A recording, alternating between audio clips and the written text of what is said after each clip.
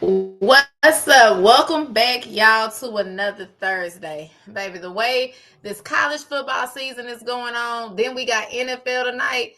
My whole entire fire alarm that went off in my house. That's crazy, ain't it? But we finna get down to business. J Mick got some business. He finna put B to A, hopefully, on them Jets. So let's get started. Welcome to Enter the Lab.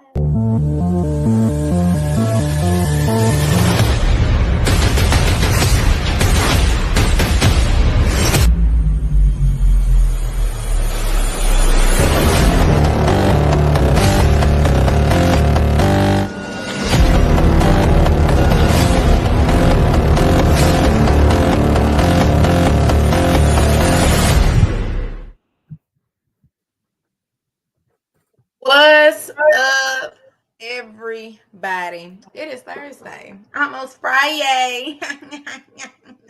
It's almost Friday. Y'all know how we do.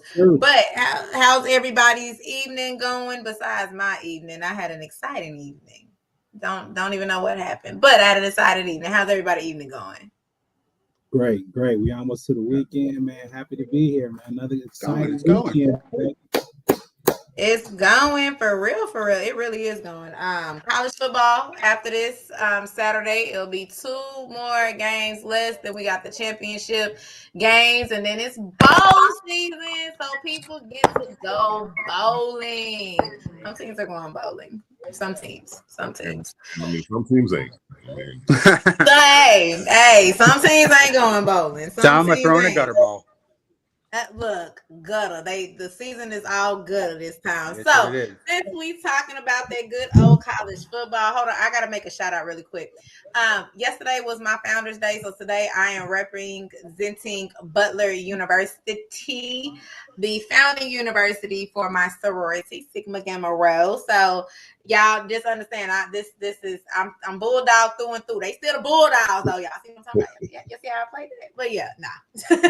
But no, shout out to Butler University over there in Indiana. But let's get started with these college rankings that we have. Matter of fact, I actually took a screenshot of this. But let's go ahead and talk about this and see about any surprises. Snugs, we missed you. Go ahead. What did you think about these new rankings coming out? I mean, glad to be back. I mean, they're not. I didn't see. I'm trying to think. Like, I don't remember anything too like crazy. I know the playoffs are starting to kind of shape up a little bit. I mean, it's about, I think, what we thought. Couple more. Yeah, I mean, couple more games that are left. But I mean, I think it's pretty much, about what we think. I mean, the Gators were in the top 25, so they got that part wrong. But yeah, no, I didn't like. I mean that as in like I didn't really see anything. That was like, oh, like I'm surprised that person's ranked fourth. Like I think they're pretty. Yeah, I think they're pretty fair. From that. Understandable. Also, let's see here, J Mick. Let's talk because even though I'm an SEC representative, but I'm gonna let J Mick speak. There's about 1, 2, 3, 4, 5, 6 SEC teams that are looking like they can possibly be in this bracket. So what's going on with everything? How do you feel about that? I mean, this is kind of what the rankings was last week. I mean, like we were 4 through 7 last week. It was something like 4 through 6 last week or something like that. I mean, the people in Mississippi, I know them people ain't too happy because they won, but they still dropped the spot, which I know they ain't happy about. Yeah, I mean, it just shows that, I mean, our conference is what it is. I mean, we still got a pretty good conference. I mean, people want to say that the Big Ten took over, even though they won the last 2 national championships. But I mean, we are still here, and I mean, we're going to continue to be here. And I mean, I guess if you don't like it, I'm just not sure what to tell you. Understand. Let's see here. Let's talk. Let's talk about the Big Ten. You got your Ohio State. You got your Indiana, and then you got your Oregon that is in there. But your team actually has a little bit more play-in than we kind of admit when it comes down to it. I mean, your team can actually come in and shake up some things in this CFP picture. So what do you think about these rankings so far? The rankings are the rankings, and I think I think basically we got pseudo playoffs. You know what I'm saying for the next couple of weeks before we even get to the final rankings. So like you said, in terms of the Big Ten, it looks like we got 3 teams that are, I don't want to say locked in, but they look pretty firmly in the bracket if they handle their business. And then you got us, you know what I'm saying, on the outside looking in. We got Northwestern this week, and then Ohio State, next week. So the next 2 weeks are important to us. But don't sleep on USC. They play Iowa this week, and they still have an outside shot as being that 4th team from the Big Ten as well. So, hey, it's not over. The race is not over. We got a lot of pseudo playoff games right now. No, that is true. That is true that we have a lot of technically, even though we do have like 2 games that's left, but we do have a lot of college football that's still to be played. So let's get in and let's talk about besides the rankings and figure out exactly what do we feel and how do we feel about the ACC going on right now. The ACC looking like they probably can only get at least 1, maybe 2. Miami's got ranked up a little bit higher. They can squeak in, as we can see going on and going forward. So what do you guys think about that? You know what? I was a big advocate for the ACC last week. You know what I'm saying? I was rooting for the underdog. I was waiting for you to say something because us three over here, I was hoping that they can get that 2nd team in. You know what I'm saying? And they went out there, and both of the top teams kind of flopped last week. So I'm no longer a believer. Georgia Tech is probably the only team really who can hold the mantle for them. Maybe Miami, if they handle their business. But I mean, God, man, they let me down, man. As soon as I show a little bit of belief in you, you let me down, man. So I don't know. We got to play it out. I think one thing that we're gonna have to figure out, they're gonna have to figure out, is how to even their schedule. Though I know you're not gonna look at everybody, but it's just too many good teams that are not playing each other in that conference, and I think it makes it really, really, really hard. Yeah. Yeah, no, that's perfect. That's understanding about that. J. Mick, what do you think about the ACC? Because I know you had your moments last week when it came down to it to see exactly how that's going to play out. I mean, I think they're gonna get 1 team. I mean, it's just not looking good for them because I mean, like their highest team is Miami, and they're ranked 15th. And I mean, Miami, like if the other teams went out, Miami not gonna make it to the ACC championship game. So the chances are that, like, if you get like a Georgia Tech versus Virginia, or like a Louisville versus Georgia Tech, or Virginia, like this Georgia Tech, Virginia, Louisville, whatever combination of them 3 teams that you have, I mean, and like they meet in the ACC championship game, like I think they're gonna get the bid, and then they're also gonna be higher than Miami, and I mean, it's gonna knock Miami down, and I don't think that Miami has any more ranked opponents that I could think of. So I just think, yeah, like they gonna get 1 team in. I mean, I'm looking at the Miami schedule. Like they have Pitt the last game of the season. Like Pitt is now ranked 22nd. So I mean, there is that chance. I just like it's just not looking good for them. Like it's looking like what like the Big 12 was last year when the Big 12 only got 1 team in. I mean, like you know what I mean? Like they didn't really have any teams that were ranked that highly. And I think it's the same kind of situation. Yeah. No, and that's pretty much how I kind of look at it too, and why I said, because they're kind of, I'm not gonna say they're like the SEC beating each other up, but they're beating each other up right now when you kind of look at it. And when we're kind of thinking about it going into the ACC championships, how much weight is the committees going to look at some of these schedules, like a Georgia Tech, like a Virginia, like a Pitt? Pitt is up there too as well. Snoods, what do you think about that? Like, how are you seeing that they probably are going to look at those rankings after that ACC championship to find out who's the next top level that's coming out of there? No, they like Seahan and Jay McSemi. First of all, Seahan was spot on when he said the thing about the schedule. They just like, it's, college football is weird like that, where like, you play only certain teams. You don't play. It's just like, so I agree with him on that. There's not enough of like, just not playing each other enough in that conference. But I mean, then J-Mick is right. I mean, those other 3 teams, depending on what they do in those games, I mean, Miami might be ranked 15th right now, but they might not make it after all the being kind of like the talk of the the season. I mean, I don't know what they started, but I know they were pretty longly undefeated until just not that long ago. So yeah, I mean, I think they both hit it like spot on, like what the issues are with the ACC and like how this probably going to shake out. Like at this point in time, it wouldn't be so shocking if Miami didn't get in, and I don't think a lot of people would have said that like a month or so ago. So my question would be this, and that's a good question. Would you go points per game? So my question would be this: when we're looking at everybody, and we're going to nix out the SEC, and we're going to nix out the Big Ten, because we already know kind of how they're set it up and how everything is. Let's focus in on the Big 12, because my argument is I can see the Big 12 definitely getting in 2 teams, because let's have this argument. When you're looking at the team with BYU and Texas Tech, they just played each other. Yes, BYU did not look good going down there to good old Lubbock, Texas, playing them good old Texas Raiders. Okay, so when we're thinking about everything, how can we legitimately argue that the Big 12 should only have one team get in, but give it to the ACC when we're looking at a Georgia Tech who took a nasty loss to NC State?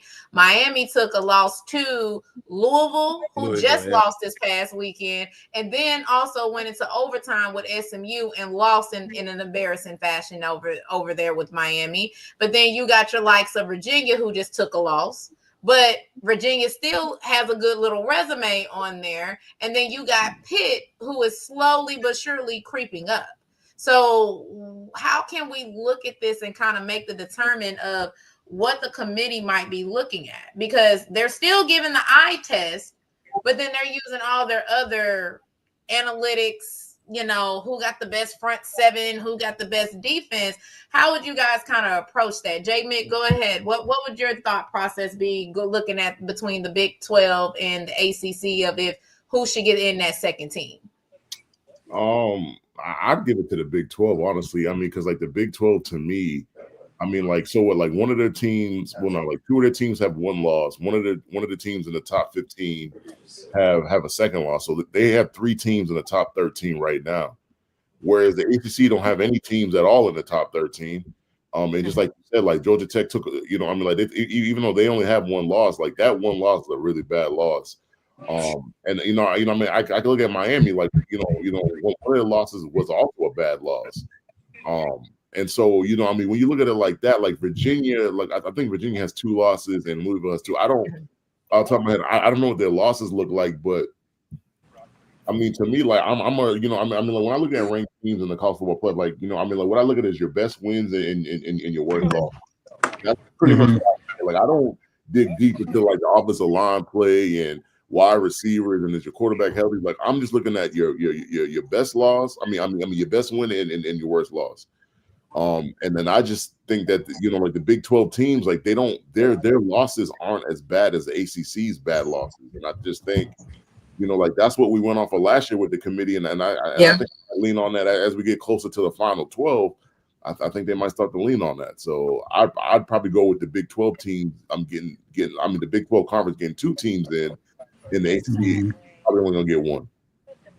Yeah. And I kind of agree with you, begrudgingly. I just feel like the ACC, they had a great chance to prove themselves last week and this week, and last week, and they didn't do a good job of it.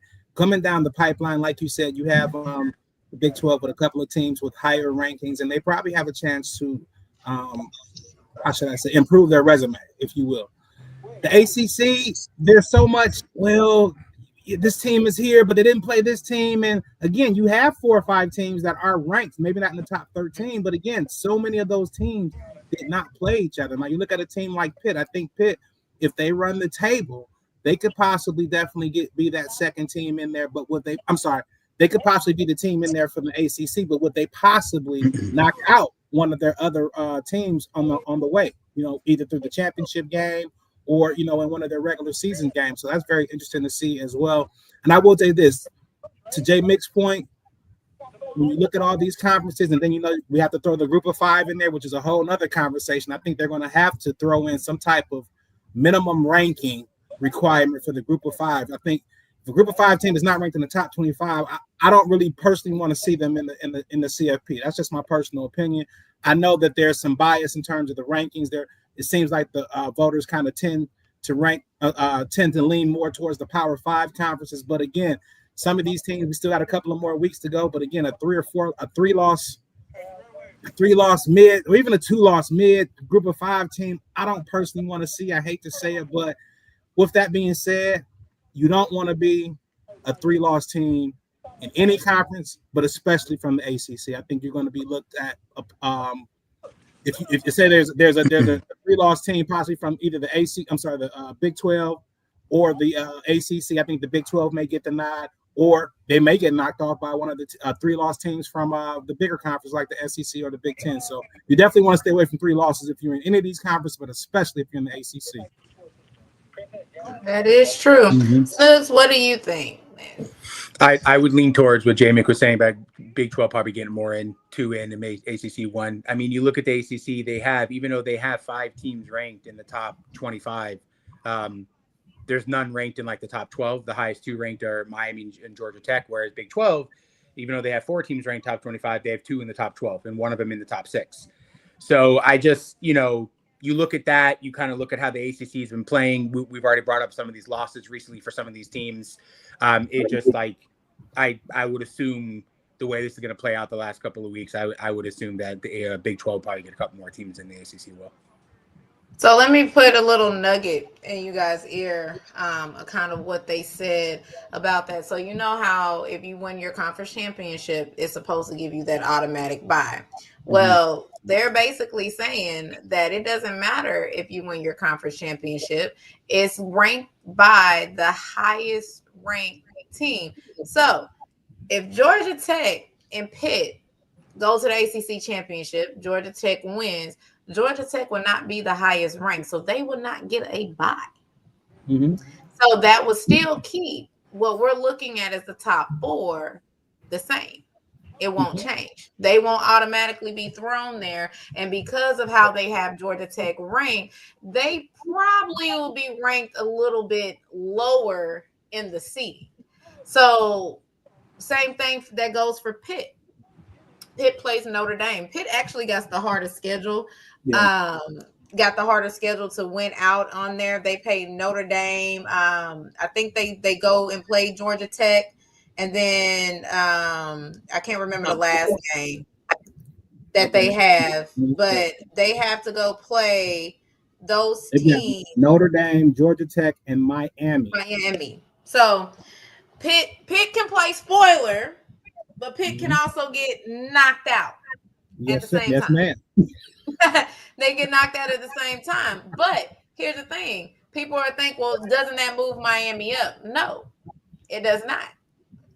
Because the standings for the ACC is if Pitt gets knocked, guess who Georgia Tech will have to play if SMU goes ahead and went out?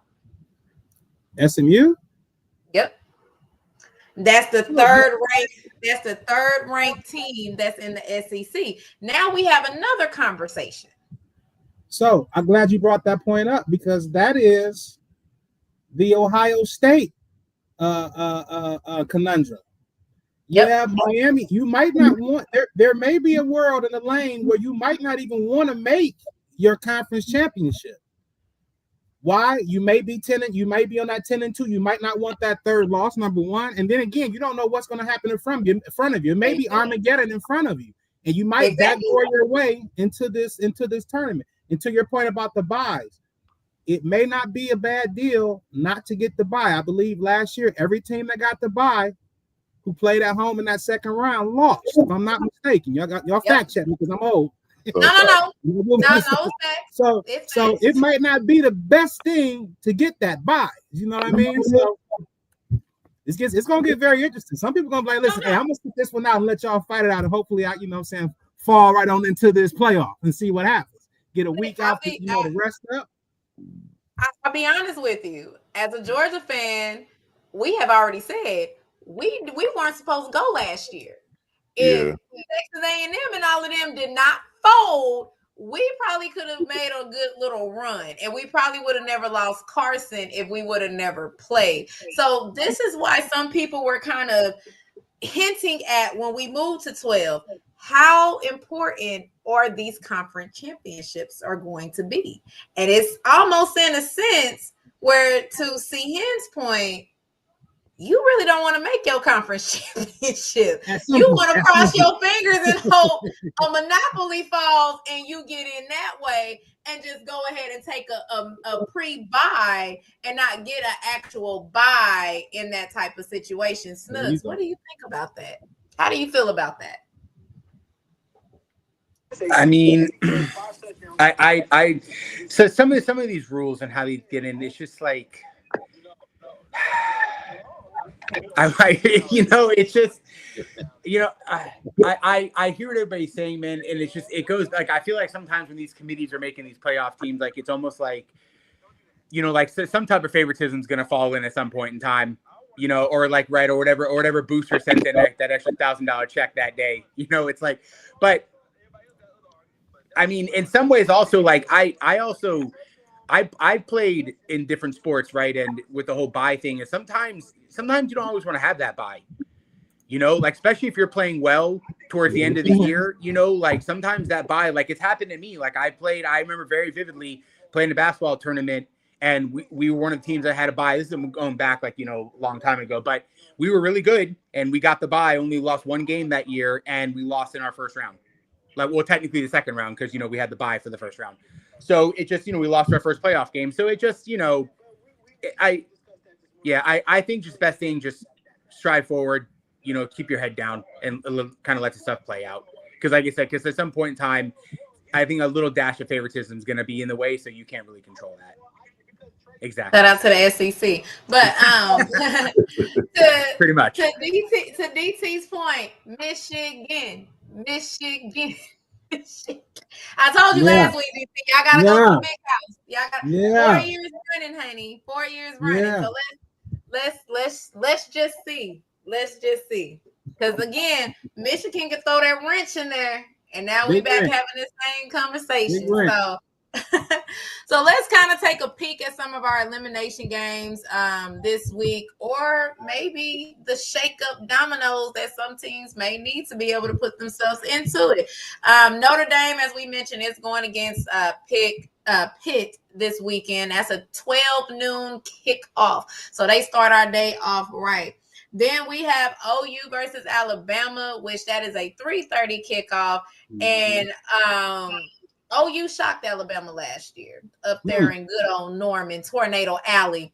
Shocked them that way. So at the end of the day, can Oklahoma do it again? I know John Mateer has had his little issues again with his thumb and rushing back, but OU still has a defense. If the offense can give them something, OU can stay on there. Now, in our last game is the game that we are picking these, because we're picking OU and Alabama, but we're also picking Texas versus Georgia. This is the first time ever Texas has made their way out here to the Big A. They try to call it the little A, but it's the Big A because we're bigger than Georgia Tech because we run the city of Atlanta too as well. But yes, they are coming all the way from Austin, Texas. I ain't never heard Athens as the Big A. That's the new one on me right there. Hey, they try to say that we the little A. Nah, baby, we still the Big A, and we take over the Big A. That's what we do. So that's pretty much how that goes. But at the same token, we are going to sit over here and make these picks. So let me see, who want to go first? Good. Let's do it. OU versus Alabama. Who you got? I'm taking Bama. I'm taking Bama. Yeah, I'm taking Bama. I feel I've watched a couple Bama games. I'm one of the rare people that like Ty Simpson. Not like in love with Ty Simpson. Let's not get crazy, right? But I do like him, and I think he's been a little bit better this year than a lot of us thought, even people who were like, kind of okay on him. But yeah, no, I like Alabama. I think we've gotten to that point. I think they found their groove. I think they'll be one of the teams there at the end, and I think they'll take care of Oklahoma. Okay. All right, see Hen. What do I'm gonna you bring think? Coming from the I'm, Big Ten, how do you feel? I'm gonna bring this, man. Atlanta is rolling right now, man. They're rolling right now. I'm sorry, man. Alabama is rolling. All the Big Eight talk got me all messed up. And Alabama is rolling right now, and I love the way the young quarterback is playing. And again, this is a game that could be an eliminator for Oklahoma, who comes in as a 7-2. So as we've been talking, all these last couple of weeks about that dreaded third loss. This could be the third loss for them, and I think it will be. I just want to put this in and make this notation too. If Oklahoma, good old Oklahoma, if they can actually pull in that upset over Alabama, they are actually the first team out of that top 12. So this can be another wrench that gets thrown in. And Alabama already got kicked out last year for the likes of a SMU. So we gonna pay attention to that. J Mick, this is our conference, even though we got both games in our conference, but this is our conference. What do you think with that OU and Alabama game? Man, I mean, as a dog, I would love nothing more than to pick against Alabama. I would love to do it, but I just can't. Like, if I'm trying to be right, I can't do it. Like, I think if the game was in Norman, I might pick differently, but the game's in Tuscaloosa, so I gotta go with Bama. I just don't see it happening. Oh, lady, say you don't see it happening. I mean, look, I agree. It is. Tuscaloosa is a tough place to play. Very tough place to play. But one thing that Alabama does not have on a consistent basis is a good running game. I trust OU's defense when it comes down to that. Ty Simpson is not a runner per se. So they're going to have to get something going on that running front to even try to play with Alabama. And to even go back to the Georgia game, Georgia just couldn't move anything in the second half. Alabama did not score in the second half of that game. So I'm going to just stick with my heart and give me those Sooners. We're going to sit over here and take them Sooners. I'm going to take them Sooners. So I'm gonna take that risk on that one. That's so hard, or a little bit of hate. Which one is it? No, that's my heart. That's my heart. I'm a defensive side of the ball girl. Okay, the OU corners. I'm gonna hold them to it. I'm gonna hope y'all can stick with Ryan Williams, and I hope y'all can make some plays. That's what I'm gonna hope. That's what I'm gonna hope for that. So for Texas and Georgia, y'all already know me and Jay Mick's picks. Y'all already know how we're going to roll with that. So, Snugs, what do you have with Texas coming to good old Athens, Georgia? Well, first, I thought it's interesting that Georgia's the big A, and you would think it would be maybe the Atlanta Falcons, but I get it. I understand that. That's a different topic. But I would listen. There's a small part of me that's think Texas's future is a little interesting. I think I really just think Georgia's going to have a full game plan for Arch. I don't really see it. And the reason I brought that up about the stuff with Texas is like I'm not saying it's going to happen. I'm not at all. But I just think there could be maybe some changes. And sometimes when I think there might be some small things on the horizon we might not know about yet, but maybe the people who work in there do. Yeah, it sometimes kind of get you a little bit. But putting all that aside, I just think Georgia's going to be. I just think they're better. They're at home. I think they'll have a good game plan for Arch. We've all seen his ups and downs this season. So yeah, it may end up being a good game, but I think Georgia pulls it out. 7:30, red lights, fireworks. I'm with you, Snugs. I think it's going to be a pretty good game, but I think Georgia's going to pull this out. Like got to get a coaching edge to Kirby Smart in this game. And again, we've seen Archie kind of play up and down. Is he going to show up when the lights are on? We don't know. And again, Texas is battling for, saying their college football playoff lifeline at 7-2. But I'm going to go with Georgia, man. Georgia may turn the lights off. We will. I mean, ain't no way to that. We are going to turn them lights off. That's what we're going to do. Because I mean, to be perfectly honest with y'all, like Mississippi State could have turned them lights off about 2 weeks ago. I mean, they should have turned them lights off then, but they couldn't do it. But hey. But no, that's pretty much how I feel about it. Georgia played a good complete game with Mississippi State. Rolling into this game, this was already a circle for Kirby anyway, just like the Alabama game, but this was definitely a circle for Kirby to make sure that everything, I think he's going to pull out all the stops. With that, all I'm gonna say it's gonna be a movie, because when it's come down to top picks like this, the last time we had an electric crowd, and I think this crowd is probably gonna be bigger, is when Notre Dame decided to make their way to Athens for that butt whooping that they got again. So again, Texas, you can't throw bottles and anything on the field. You can't do that this time. You can't try to manipulate the refs. We coming. Yes, we may different things. I think our new motto this season is find a way. That's our motto. Find a way. And we're gonna find a way. So yes, give me my Bulldogs, give me my people, give me everything. So that's just how that is. So we're again, this can throw a wrench into the college football playoffs. Does it mean that the SEC gets one less team in? No. But this can probably make way for another team. And Vandy, I'm looking at you. Never know. Now, I'm glad you brought that point up. Not exactly about Vandy, but what if one of these teams, OU or Texas, pull an upset? And now, they knock a Alabama or maybe a Georgia down to a 2-loss team. But with that being said, do you think that there's possibly a way a fifth team could possibly kind of muscle their way, whether it be through these games or, like you said, a team like Vandy? Could a 15 kind of muscle their way in there from the SEC? That means a team from the Big 12 will have to get knocked out. And that one's going to be in that. It's fluid. That's what they say. The situation is fluid. I mean, because the thing is, no one really talking about the Irish. The Irish just sitting out there. Nobody really. I mean, I don't think they're gonna get knocked out. I mean, I think they got to lose a game to get knocked out. But that, if Bama and Georgia were to, both of them teams were to lose, they're still gonna be in the top 12. They're not gonna push them down that much. All it is going to shoot Notre Dame up to the 5 spot. That's the only farthest that they can go. But I mean, another team that benefits from not having that conference championship game.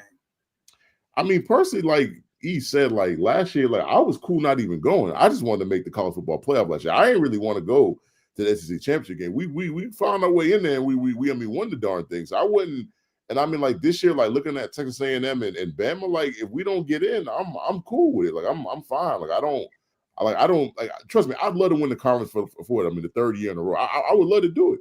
I would. But I mean, to me, there's another pathway now. Yeah, I mean, like fish to fry. Like we don't need to be in that game. And I mean, because last year, like our quarterback got hurt in that game.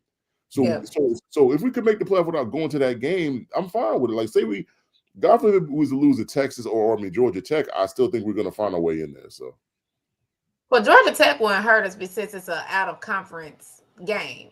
But see, the real issue is that if you get A&M and Alabama into the championship, somebody's coming away with a loss. Yeah. So still make it. If moving forward, if Oklahoma does upset Alabama, that's already another loss for them right then and there.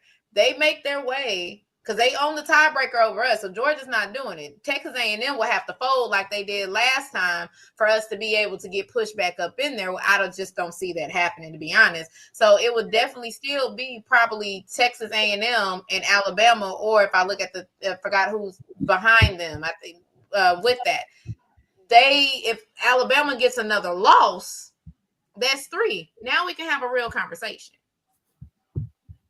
We can pretty much have that conversation to talk about that. So that's just kind of what we just have to look at when it's coming down to it. So again, SEC still can get about 4, possibly 5 teams. I'm sticking with 4.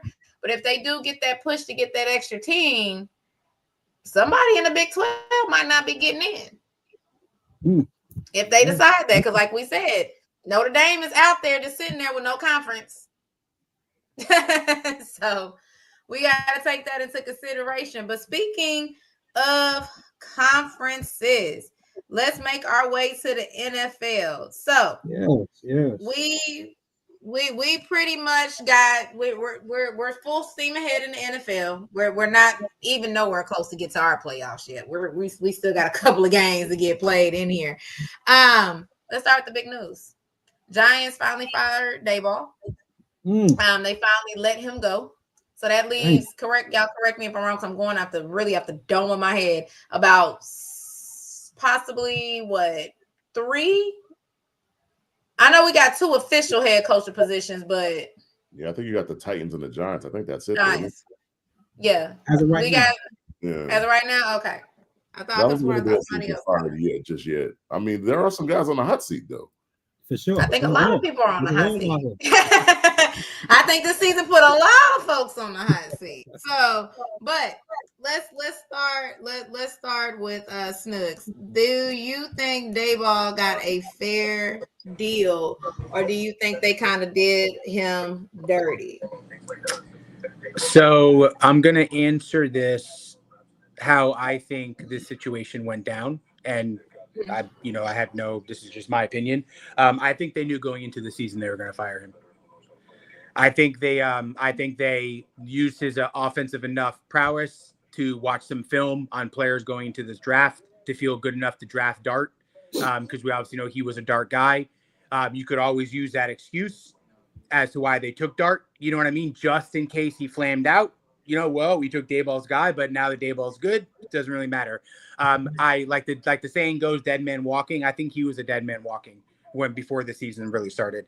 I think the Giants, like we have mentioned about, I know it's going back to college, but like I've mentioned with the Gators before, I think the Giants are going to try to swing for a name. Not saying it's going to be any of these guys, but I think you will hear names like Gruden. I think they will try to get Belichick. I think they're going to do those things first before maybe they have to settle for like a Joe Brady. Maybe they're the team that hires Clint. Maybe they're the ones that hire Cliff, whatever it may be. But I just kind of like it just you kind of like to me, you just kind of like saw it. Like, it's just like the way they operated. They started Russell Wilson. And I understand the reason why, but it's just kind of just been like, I don't know. It just kind of like the way it happened. You do it now in the season. That just tells me you already have your eyes on people. You already were planning for this. Like, because like I've always said, I mean, there's really not a lot of reason to fire your guy middle of the season unless you have your eyes on the people that you want and you want to get in front of that line. And so that's why I say it that way. So I just, if you want to take that as he got a raw deal, sure. But I mean, I don't think he's really cut out to be a head coach, or at least not on that type of platform, meaning in New York. So yeah, that's just my opinion.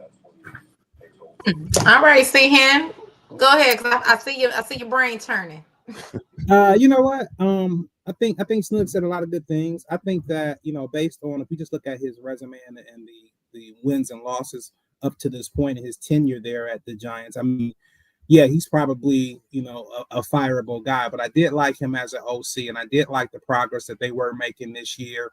You talk about Jackson Dart, them drafting him. That was a guy that Daboll was extremely high on, and he wanted to take him at 3, and the GM, wasn't quite sold and was able to trade back up into that first round and draft him. And you saw them have some type of cohesiveness. You saw them have some type of success. Maybe the GM felt that maybe we started the season with Jackson Dart, maybe they have a little bit more success going forward. Maybe he didn't like the way Brian Daboll was handling Dart in terms of, calling all those running plays for him or design runs for him, even though he's had, multiple concussions this year. But I do think he did get a little bit of a raw deal. Last year he wasn't, they gave Saquon away or let Saquon walk. This year, he's been dealing with the injuries to Malik. To be honest with you, that defensive front, they're solid, but Abdul Carter has not quite been that difference maker, of a player. We talk about the guys who've made the impact. He's had some solid moments, some flashes, but I don't think he has any sacks at this point. I think he only has like 11 total tackles. And to be quite honest with you, Scatterboo and Jackson Dart were making way bigger of an impact for that team. So do I think he should have been allowed to at least finish out this year? Yes. But again, though, to Sniggin's point, maybe the GM has his eye on another guy and he wants to make that move. But I kind of feel like if you're going to fire Daboll, you probably should fire Sean too. And that might be a little bit of a bias because I wasn't really impressed with what I saw from Hard Knocks. I don't know very much about him, but that representation did not really, impress me. But with that said, we'll see what the Giants do, man. But they may be cursed, man, until they get somebody of color up there. J-Mick. I think this to me is a layered question, man, because I think like the DC, like, and I said this going to the season, like everybody was, the D-line this, the D-line that. I'm like, they got the same defensive coordinator. And he had everybody but Abdul Carter there last year, and he ain't use them right then. And so I always said, like, if you didn't change the DC, I don't know what you expected to be different in terms of the D-line and the defense. And the defense, I think the defense got worse. I mean, like, the way they've lost games in these fourth quarters has just been tremendously bad. And like, I think if Dable wanted to really keep his job, like, he would have fired his DC weeks ago. He didn't do that. And I mean, like, the other issue is there's only so much losing that an organization is going to take before they fire you. And so I just think they had enough losing, like, I mean, other than 2022 when they won that playoff game against the Vikings, ever since that year, every year they've been top 10 in the draft because they've been so bad. So I like I said, I just think it was so much losing they could take. I mean, like, you put that with some of his antics on the sideline, which a lot of people don't like. Some people like that fiery attitude, and some people don't. My only beef with it is like this hiring cycle does not have a lot of candidates. I mean, if you're taking Bill Belichick and John Gruden out of it, and we don't know if they want to be NFL coaches next year, like, we're just going under that assumption. But other than them two, there's not a bunch of candidates that you could really point and tell me, oh, well, this, this is the guy that's at, like top of everybody's list, because they're really like other than Gruden, like I said, other than Gruden and Belichick, there's really nothing there. So if I was not the Bills, but if I was the Giants, like, I might have bided my time a couple more weeks first. That's all. I mean, I agree. I know my team is going through the rapid fire pace, whatever you want to call it. And some people wanted Mike McCartney. Some people were talking about I don't know. I didn't see so many names that they didn't say it.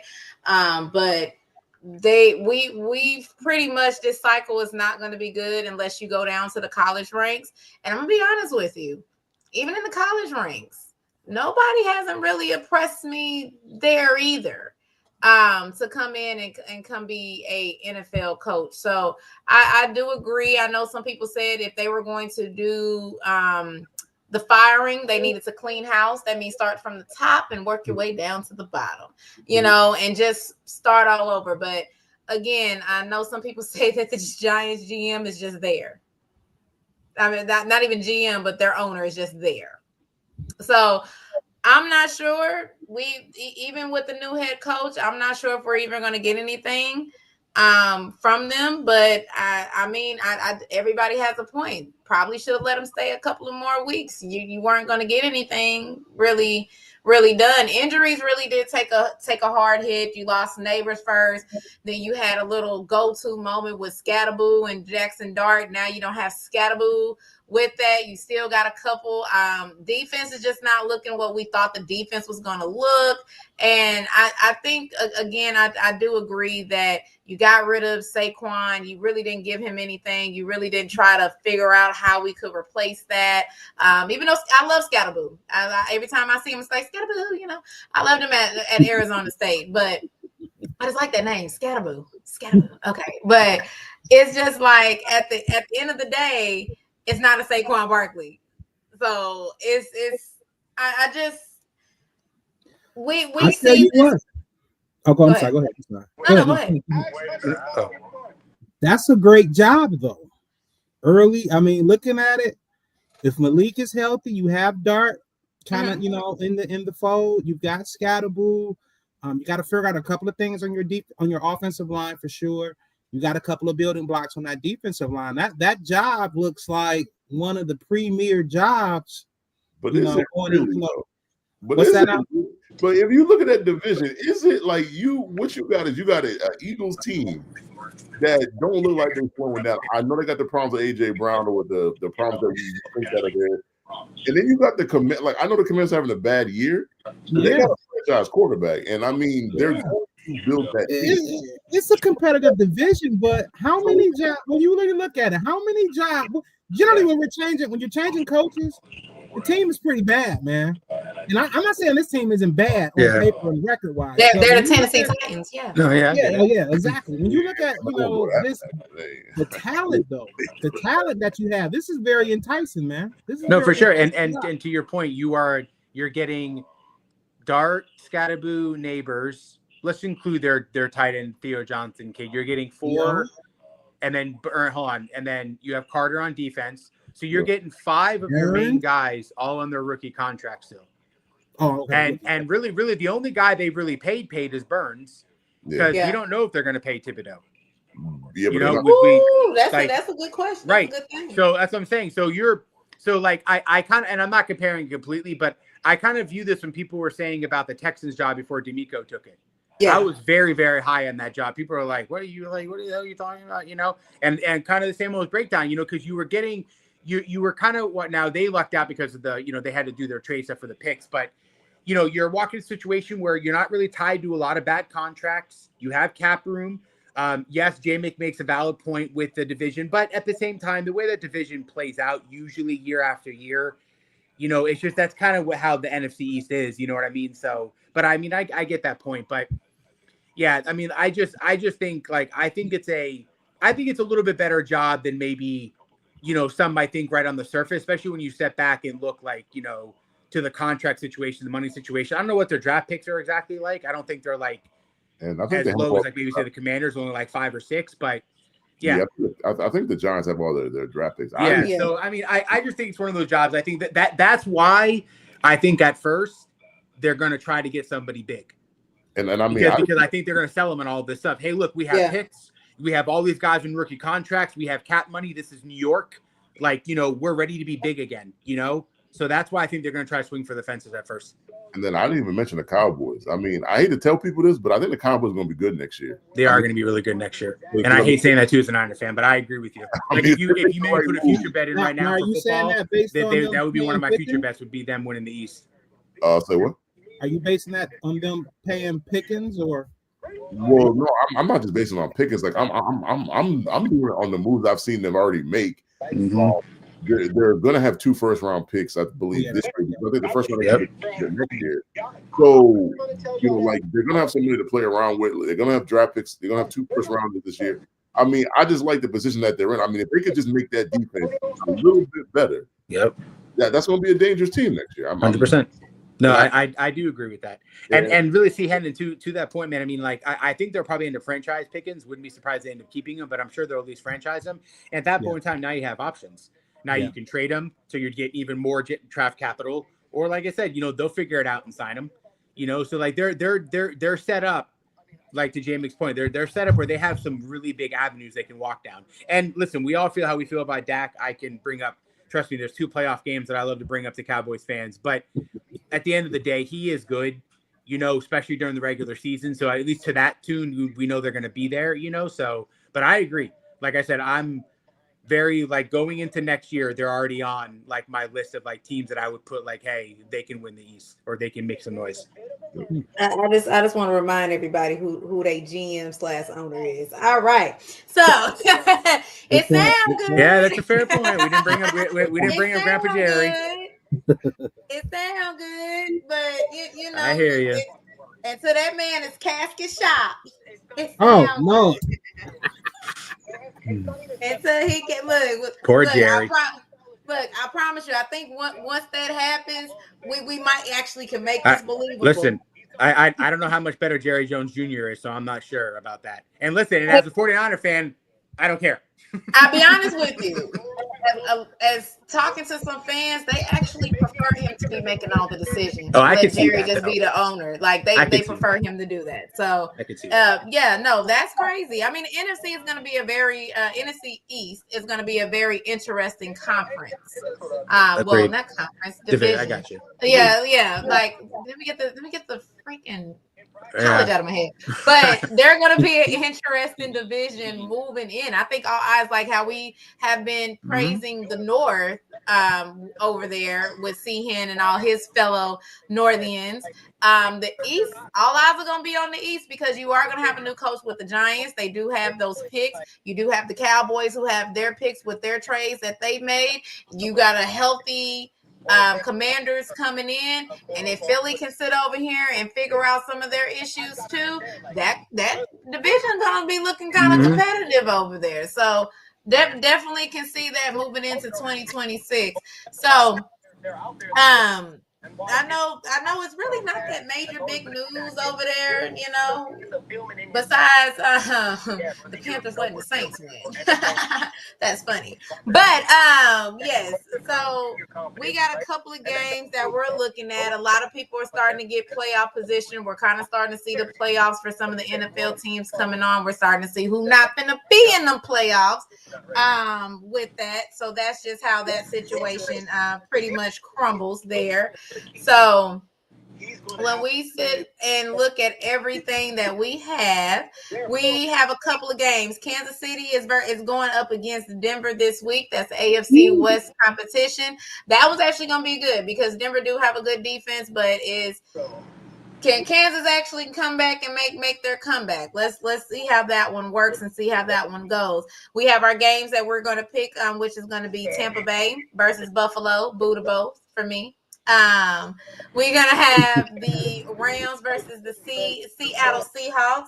I know Snugs is really gonna be like, which one of y'all? Which one of y'all? Because it's getting tight over there in that the NFC West now. It's getting a little tight, little tight over there. And then we have, as y'all can see him representing the Detroit Lions versus Philly. Going in there. This is a battle of the NFC, pretty much probably for positioning. If Philly keeps playing out and kind of win that East, it's going to be for positioning over there for the NFC playoffs. So, Snugs, I want to start with you. I want to, because it really is getting a little bit tight over there in the West. Just heard news. Brock is finally coming back. That turf toe is finally looking better. And then then you have Parcells coming back too as well. He's playing this week with that. So, it's getting a little tight. So what do you think about this Rams and Seahawks game? No, yeah, you're definitely not lying. I don't know if anybody knows, but the NFC West is the only division that has teams with 6 or more wins. Three of their teams have 6 or more wins. No, you're not wrong. But yeah, on the Niner front, real quick, Brock and Ricky are back. So yeah, hopefully that plays well into playing against the Cardinals. But listen, I mean, I think it's pretty fair to say this Rams-Seattle game is probably the game of the week. Yep. I mean, it's just, it's all right there. I've kind of gone a little bit back and forth. I dove into some stuff today besides knowing that we we're going to have the show, just because, kind of to your point, NFC West, I kind of keep my eye on that game, certainly, especially if we win, because I'm going to bring up something about us and also relates to the Chiefs and the Denver game too. The Chiefs and Denver game and the Niners and Cardinals game is a lot more important than people think. And I'm going to explain in a second why. But I have settled on the Rams because I just, for as much as I think Mac McDonald's going to have something for the 13 personnel they're running, because they kind of have a Kyle Hamilton light guy in their safety. What's his name? Emma Warm. Am I saying that right? You guys know what I'm talking about. Yeah. Talking about. And I'm not saying he's him, but they use him like a lot. How the Ravens how he liked to use him when he was there. So they certainly will probably have a good plan, and a roster that can, go at this 13 personnel thing that Sean McVay is sort of now really kind of riding this year. He kind of introduced a little bit last year, and I'm really diving into it.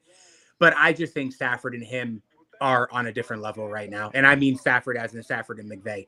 I think they're both it's almost like Stafford's like McVay on the field and vice versa type thing. So I think that's going to carry over. I think they're running the ball better. I still think Seattle has their issues there. So if the Rams can do just enough, and I know he's been good, but I still think if the Rams can do just enough to make it a straight central Darnold game, especially late, like if Seattle's trailing and they need to make a drive and stuff like that, they can kind of pin their ears back and go after Darnold. That's where I see the Rams winning, and pretty comfortably by maybe 5 or more.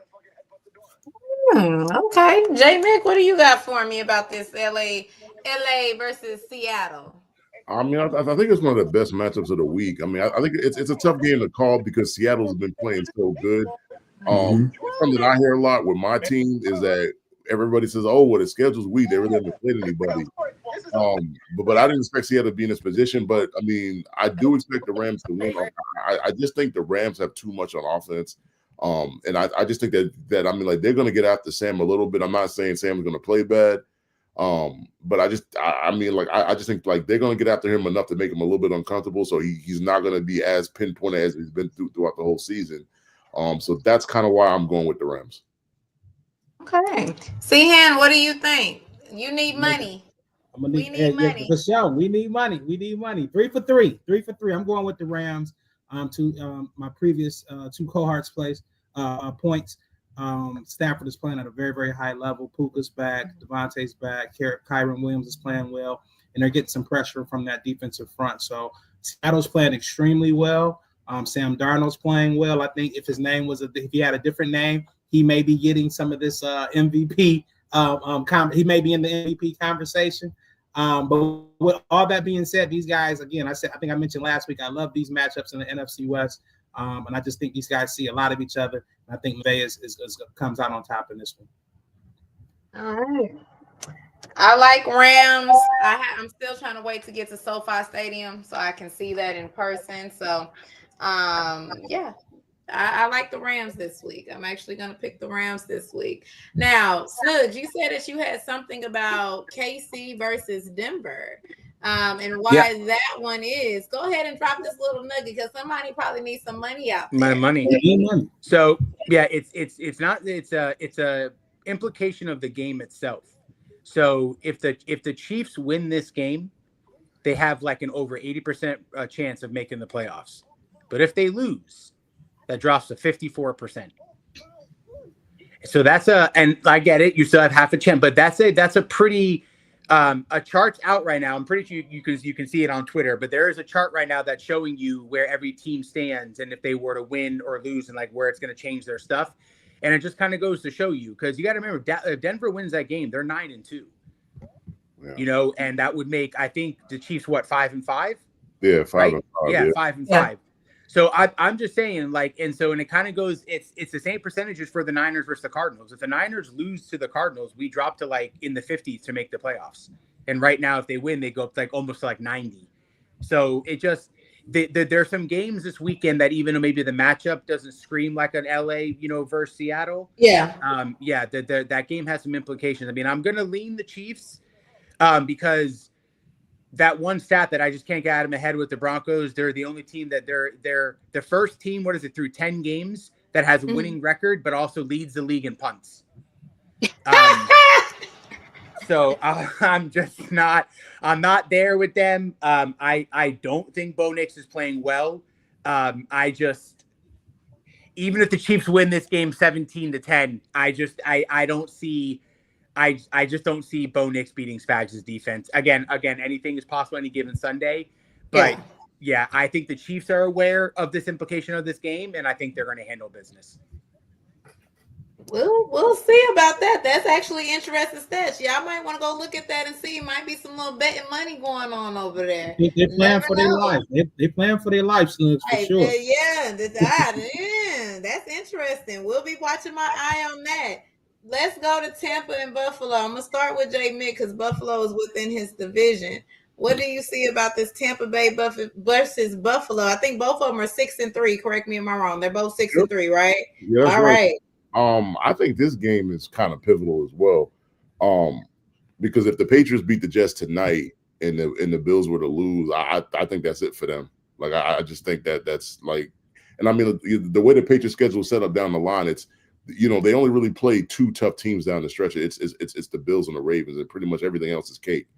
So I think they need to win, but I think the Bucs need to win as well because like the Bucs have the Panthers are 5 and what? Panthers are 5-5 or 5-4, something like that. They're not that far behind. They're breathing down their neck.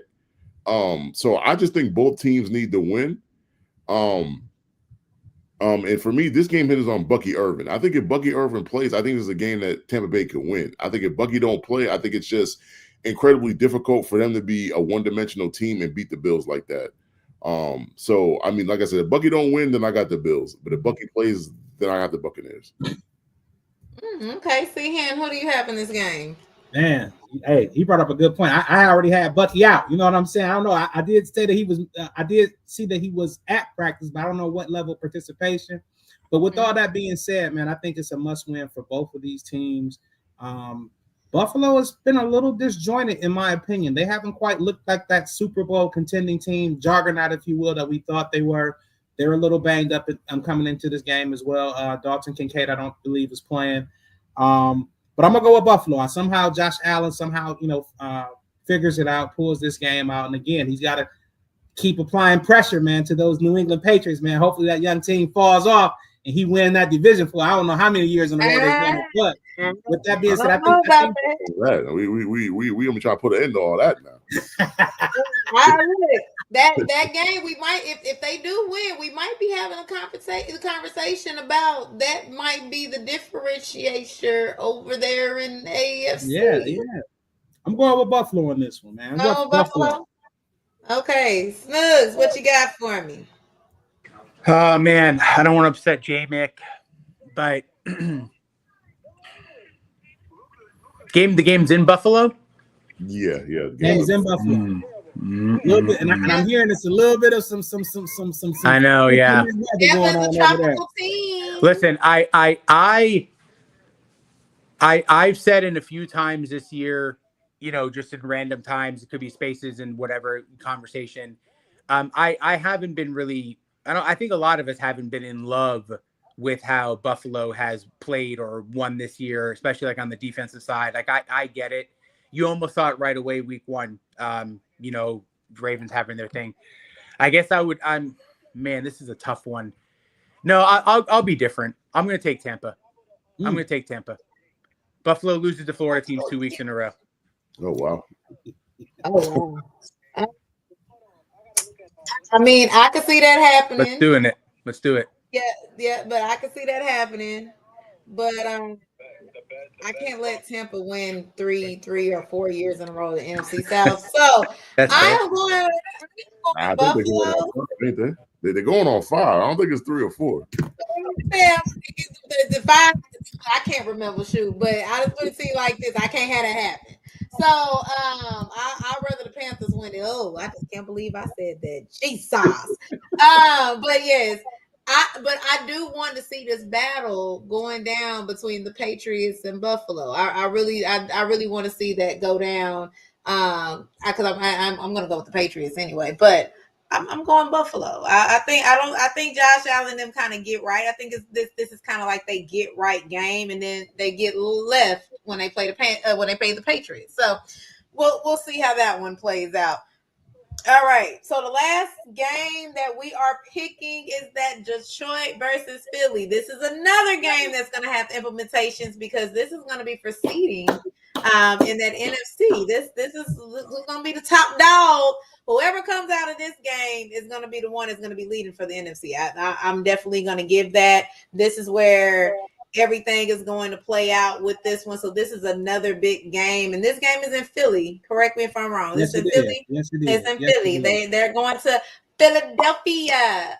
So, Snugs, tell me, what do you think about this Detroit versus Philly? Because it's got some good implementations for that NFC, and this goes for you too. It does. No, it does. It does. But I have to ask this question.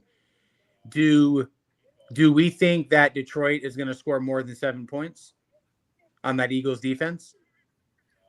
More than 7? Yeah, right? Probably, right? So now, to me, the question going into this game is do you think the Eagles offense can score more than 10 against the Lions defense? Right. So yeah, I think I ain't going those two questions. But go ahead. Go ahead. Tell you where I'm leaning. I'm leaning Detroit. I think there's some stuff in the Green Bay game that Detroit can also do, meaning like against their offense. I understand what some people are saying with this noise from AJ Brown. Like some are trying to now cope and say, oh, he's just trolling, or he's the one that they're asking to say all this stuff. And yeah, I'm not buying fully into that, man. I'm going to go with the saying, where there's smoke, there's fire. Let's let this all play out. But I just think right now at this particular moment, everything can change week to week league. I just think the Lions are playing a little bit better football. I think Dan Campbell took over. Yeah, I think he took over play calling for a reason. I think it was the right time. I just think they're playing a little bit better, and I think they can win this game.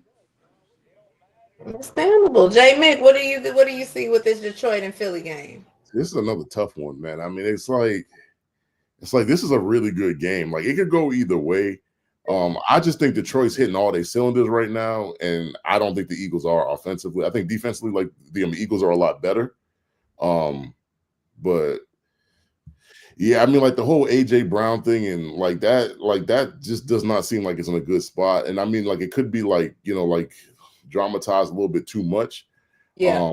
But I gotta go with Detroit. Yeah, I just think like Detroit is on so much of a roll offensively and defensively. Like they're starting to get some of the defensive pieces back.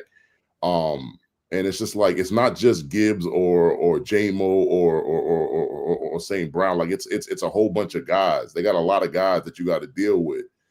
And I just think that Detroit's gonna just have too much for them. No, I definitely do that. See, Hen, I'm gonna save you for last because I want you to close us out with your thoughts. So, I again, this is a tough game. I love the defense because I got my baby boys over there. It really do love everything about that.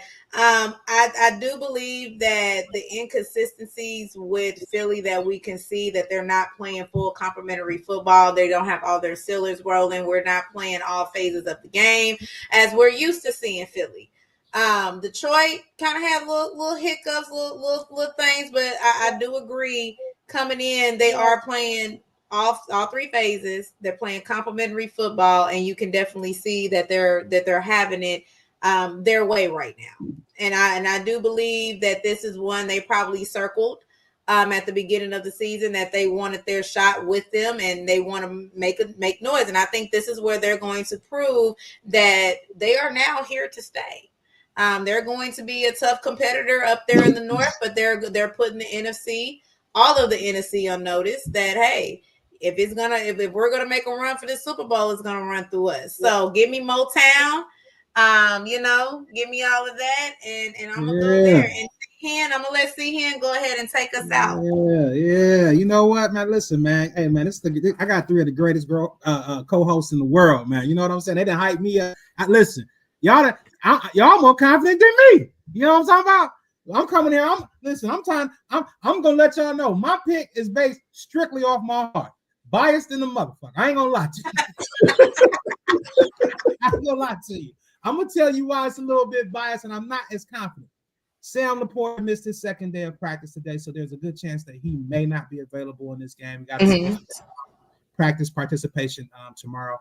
Kirby Joseph, I think, has already been ruled out of this game, so it's going to be a little bit, light in the secondary. And Terrion Arnold had a concussion last week. So now we're dealing with a very, very good Philly team who has a squeaky wheel, who every couple of weeks, kind of lets it be known that he's not getting the ball enough. And then that following week, they kind of adjust. So I'm not going to lie to you. I have a little trepidation going into this game, but to all you guys' point, it's going to be key that we show that we are not a pretender, that we are a contender. And I think it's key that we win this game. We overcome, whatever adversity is in front of us, because at this point, week 11 of the season, everybody's dealing with something. Everybody's dealing with, some injuries of some sort. And luckily, besides those guys I've mentioned, we do have a couple of other guys coming back to the defense. We had a couple of guys who came back last week who kind of got their feet wet and expect to hit the ground running in this game. And as you guys mentioned, Dan Campbell got back on the sticks, as we like to say it around here, and caught some great plays. Hopefully he'll be up to task in this game. But again, I'm biased on this one, and I'm going Detroit. But before we go, though, I need money. I hope y'all need some money too. So I got a little 8-legger together for y'all. I got a little 8-legger. I put something together while we were talking. So I'm gonna give it to y'all real quick. So take some quick notes. We're gonna do money line, folks. We're gonna start with the money line picks. I'm going the Rams. I'm going KC, and I'm going Buffalo. Okay. Anytime touchdowns. Rashee Rice. They like to throw it to him, or they like to hand it to him out of the backfield. So Rashee Rice, James Cook in the Buffalo game, Kyron Williams in the Rams game, and last but not least, a couple of props. Puka Nacua for over 50 yards. Khalil Shakir, if he plays, check his practice participation. If Dalton Kincaid is not playing, He's basically the de facto wide receiver one. And we're not gonna, we're not gonna push for the stars for him because we know he's a 40 to 65, 70 yard guy. We're not gonna go crazy. 40 yards for the young man. 40 yards for the young man. Let's get some money tomorrow, folks. Hey, we got some money coming in. If y'all need me, it's the holidays. They already got the look on the 20th. The Black Friday deal's finna drop. So y'all already know. I know some people on some turkey, brisket, chitlins. Hey, it's time to get them. It is.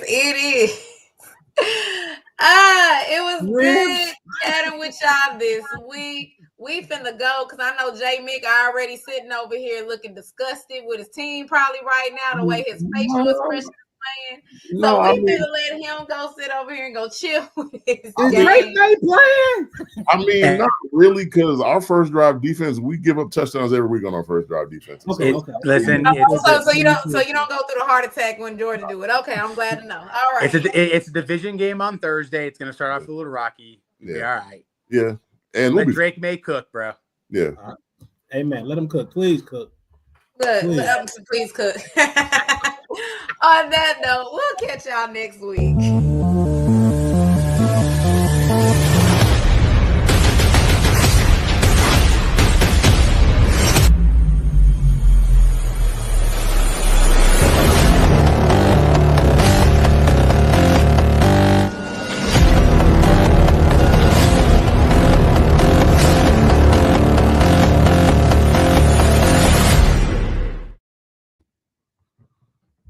Man, let me